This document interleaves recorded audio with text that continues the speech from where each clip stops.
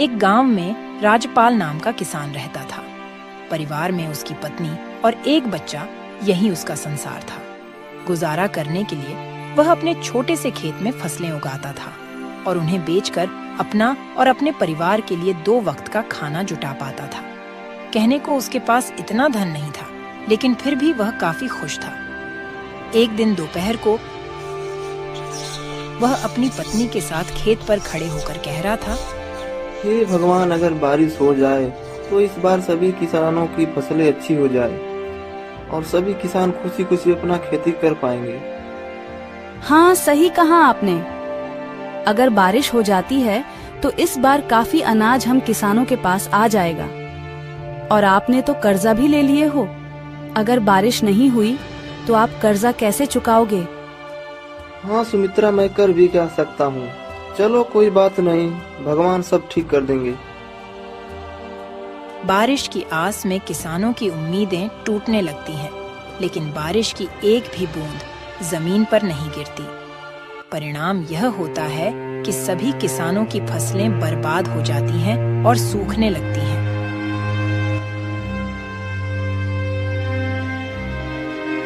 राजपाल की फसल भी पूरी तरह बेकार हो जाती है। ये देखकर राजपाल कहता है, हे भगवान, इस बार किसानों का बहुत नुकसान हुआ है।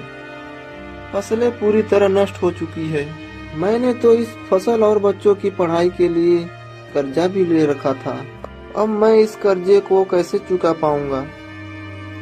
कोई बात नहीं, अब जो होना था वह तो हो गया। हमारी पड़ोस वाली दीदी कह रही थी कि संतोष भैया शहर गए हैं, हो सके तो आप भी शहर चले जाइए। शहर जाकर थोड़ा पैसे कमा पाएंगे तो कर्जा भी चुका देंगे। हाँ, जब मेरे पास केवल 2 ही रास्ते हैं, या तो मैं शहर जाकर थोड़ा बहुत पैसे कमा लाऊं या फिर खेत ही बेच दूं। लेकिन मैं खेत बेचना नहीं चाहता, क्योंकि हमारे पालन पोषण का यही एकमात्र सहारा है।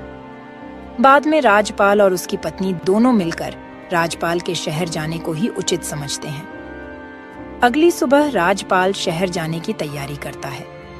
वह अपनी पत्नी से कहता है, सुनो, मैं खाली हाथ शहर जा रहा हूँ। कोशिश पूरा करूँगा कि कहीं अच्छा सा काम ढूंढ लूँ और थोड़ा बहुत पैसा कमा लूँ। जैसे ही कुछ पैसे हो जाएंगे, मैं तुम्हें खर्चे के लिए भिजवा दूंगा। आप मेरी और बच्चे की चिंता मत कीजिए। हमारा खर्चा ही कितना है, और फिर बाद में कुछ दिनों के लिए मैं मायके भी रह आऊंगी।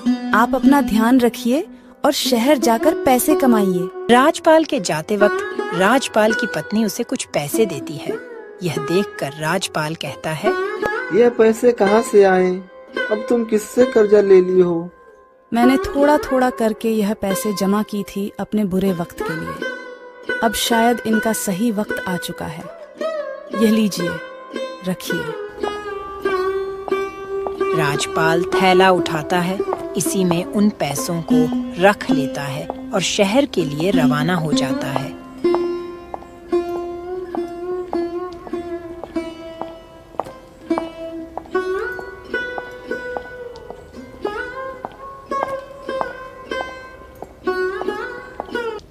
शहर पहुंचकर वह काम ढूंढना शुरू करता है।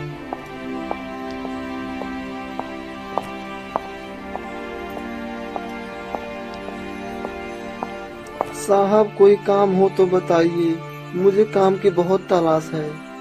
नहीं नहीं भाई, यहाँ पर कोई काम नहीं है, कहीं और काम देख लो।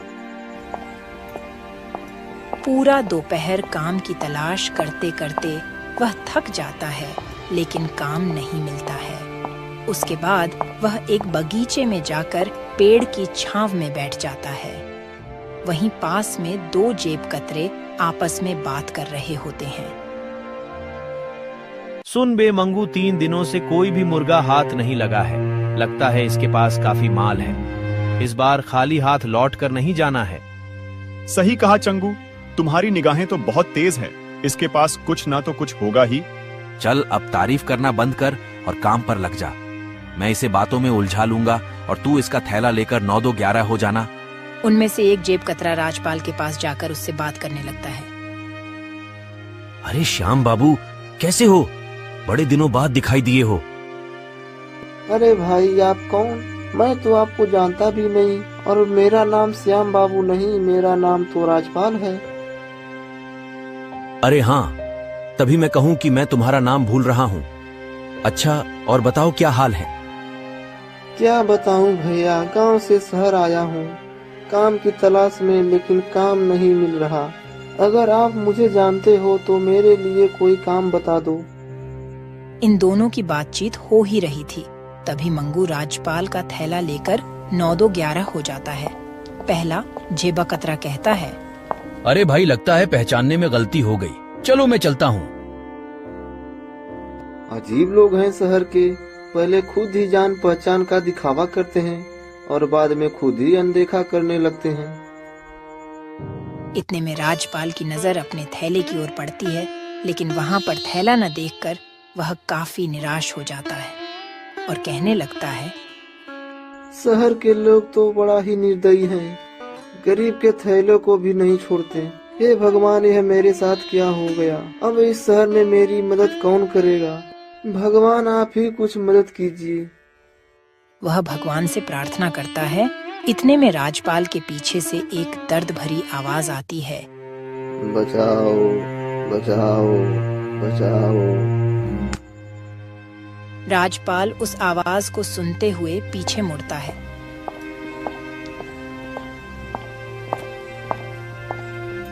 और देखता है कि वहां एक घायल व्यक्ति जमीन पर नीचे पड़ा हुआ है। उसके आसपास से लोग गुजर रहे हैं, लेकिन कोई भी उसे सहारा नहीं दे रहा है। राजपाल तुरंत जाकर उस व्यक्ति को बैठाता है और उसकी घायल स्थिति को देखकर तुरंत हॉस्पिटल ले जाने का इंतजाम करता है। हॉस्पिटल ले जाकर वह डॉक्टर से बात करता है। डॉक्टर साहब, इन्हें देख लीजिए, ये बहुत घायल हैं और दर्द के मारे चिल्ला रहे हैं। डॉक्टर उस व्यक्ति की हालत देखता है और कहता है, देखो भाई, इनको बहुत ज्यादा चोट लगी है, तुरंत इलाज शुरू करना होगा। इसके लिए तुम्हें कुछ पैसे काउंटर पर जमा करने होंगे। यह सुनकर राजपाल आश्चर्य में पड़ जाता है और डॉक्टर से कहता है, डॉक्टर साहब, आज सुबह ही मैं शहर आया हूँ काम की तलाश में, लेकिन काम तो मिला नहीं, ऊपर से मेरे थैले भी चोरी हो गए। मेरे पास कोई पैसा नहीं है, मैं खुद भूखा भूखा काम की तलाश में इधर उधर घूम रहा हूँ। लेकिन तभी मुझे यह जमीन पर घायल पड़े दिखाई दिए और मैं इन्हें हॉस्पिटल लेकर आया हूँ। डॉक्टर बहुत दयालु था। डॉक्टर उस व्यक्ति का तुरंत इलाज शुरू कर देते हैं और कुछ समय बाद बाहर निकलते हैं। तभी राजपाल अपनी जेब से एक पर्स निकालता है जो उसे घायल व्यक्ति को हॉस्पिटल लाते हुए उसकी जेब से गिरते हुए मिल गया था। वह उसे डॉक्टर को दिखाते हुए कहता है, यह लीजिए डॉक्टर साहब, यह इन्हीं का पर्स है, मैंने तो इसे खोला भी नहीं, देख लीजिए, शायद इसमें पैसे हो। डॉक्टर उस पर्स को चेक करता है तो उसमें बहुत सारे आईडी कार्ड और क्रेडिट कार्ड होते हैं।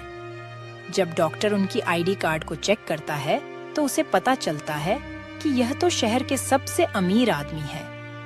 वो तुरंत राजपाल से कहता है, अच्छा हुआ जो तुम इन्हें हॉस्पिटल लेकर आ गए। तुम जानते हो ये शहर के सबसे बड़े आदमी हैं। मुझे नहीं पता, मैंने तो सिर्फ अपना फर्ज निभाया है। डॉक्टर राजपाल को शाबाशी देता है और कहता है, कल सुबह इन्हें होश आ जाएगा, तुम कल सुबह आकर इनसे मिल सकते हो। राजपाल रात भर उस गार्डन में ही सोता है और सुबह होते ही वह हॉस्पिटल वापस आ जाता है। राजपाल डॉक्टर से पूछता है, डॉक्टर साहब, अब इनकी तबीयत कैसी है? अब बिल्कुल ठीक है, तुम इनसे मिल सकते हो। डॉक्टर उस व्यक्ति से राजपाल का परिचय कराते हुए कहते हैं, ये राजपाल जी हैं, इन्होंने ही आपकी जान बचाई है। घायल स्थिति में यही आपको हॉस्पिटल लेकर आए थे। धन्यवाद मेरी जान बचाने के लिए। तुम हो कौन और क्या करते हो?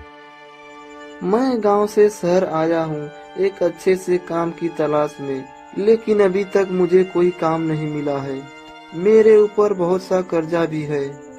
मैं उसी कर्जे से मुक्त होने के लिए शहर पैसे कमाने के लिए आया हूँ। शिवपाल जी यह सोचकर हैरान हो जाते हैं कि यह व्यक्ति इतनी परेशानी में होते हुए भी मुझे हॉस्पिटल लेकर आया। वह कहते हैं, मुझे यह जानकर बहुत अच्छा लगा कि इस समय में भी तुम जैसा अच्छा और ईमानदार इंसान है। एक काम करना, कल मेरी छुट्टी है, तो तुम कल सुबह ठीक इसी समय आना। मेरे घर आना तुम्हारे लिए काफी अच्छा काम है। राजपाल शुक्रिया अदा करते हुए वहां से चला जाता है और अगले दिन ठीक उसी समय हॉस्पिटल पहुंचता है। हॉस्पिटल से वे दोनों शिवपाल जी के घर के लिए रवाना हो जाते हैं। घर में प्रवेश करते वक्त राजपाल उनके एक बड़े से महल और बड़ी बड़ी गाड़ियां देखकर हैरान रह जाता है और सोचता है कि यह व्यक्ति कितना अमीर है। राजपाल अंदर जाकर सोफे पर बैठ जाता है। तभी शिवपाल जी नौकर से उसके लिए पानी और खाने के लिए कुछ लाने को कहते हैं। शिवपाल जी कहते हैं, राजपाल, तब तक तुम कुछ खा पी लो, तब तक मैं 15 मिनट में आता हूँ। राजपाल खा पीकर थोड़ा आराम करता है।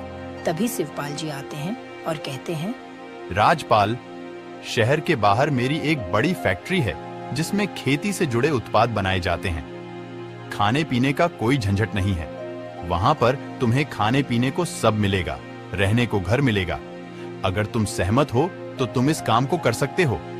यह तो मेरे लिए बहुत ही अच्छी बात है। वैसे भी मैं एक किसान हूँ। खेती बाड़ी के बारे में मुझे बहुत अच्छे से पता है। मैं इस काम को अच्छे से कर पाऊंगा। तुम चाहो तो अपने परिवार को भी यहाँ लाकर रह सकते हो। शिवपाल जी राजपाल को कुछ पैसे देते हैं जिससे वह अपने कर्ज को चुका पाए। फिर राजपाल गांव जाता है।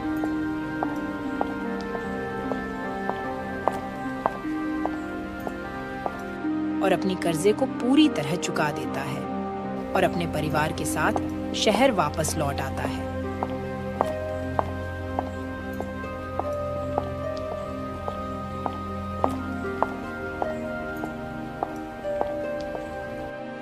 शिवपाल जी राजपाल के बच्चे की पढ़ाई का खर्चा भी खुद ही उठाते हैं और उनके खाने पीने का और रहने का ख्याल भी रखते हैं। राजपाल खूब मन लगाकर फैक्ट्री में काम करता है और खुशी खुशी अपने परिवार के साथ रहता है। अब राजपाल पूरी तरह आजादी महसूस करता है और अपने मालिक का शुक्रिया अदा करता है।